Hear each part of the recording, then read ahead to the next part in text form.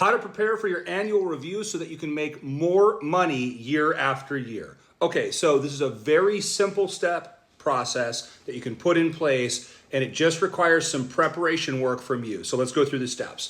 First of all, so most companies are giving about a 3% raise, like they call it a cost of living adjustment. Obviously, that's way below inflation, but that's what most companies are giving. And the way that it's slated with most managers is they're going to get a pool, guys, of amount that they can give to their team. So they're going to break it into like 3, 4, and 5% depending on what they view as the performance for the person. So how can you make sure that you're always in that 4 to 5% bucket so that you can make more money every year or justify even a bigger raise if you want to argue for like a merit increase or a promotion? It's all going to be the same steps for either one, so I'll take you through it. So it's very simple, but keep the steps to make this work. Number one is you're going to create another folder within your inbox. And every single time somebody sends you a good email at work, you're going to take that email and put it in that. So call it accomplishments, call it wins, call it whatever you want, and take that email and save it in there, because it's impossible to remember everything. And you'll like have some semblance when this happens. You don't want to have to be rushing or trying to struggle stuff. Every single thing where a client's like, you did a great job at this, a boss, a colleague, whatever says you did a great job, take it, put it in there. Now you have it saved. Okay. Next thing is on your Google Drive or on a Word doc or however you want to keep track of this, where you have got a permanent document that you have access to.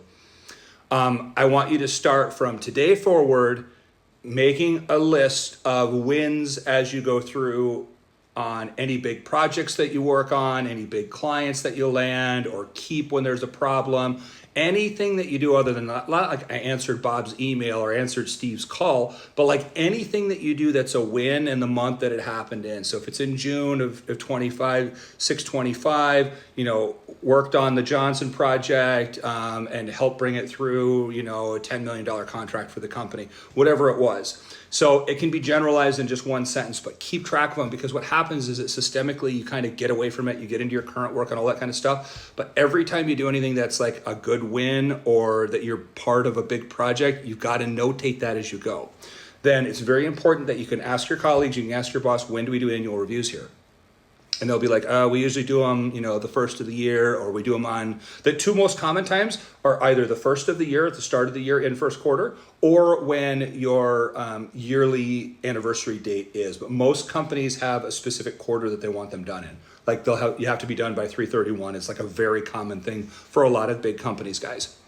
Okay, so then when you're going to do that, then find out when your boss usually does them, and a month before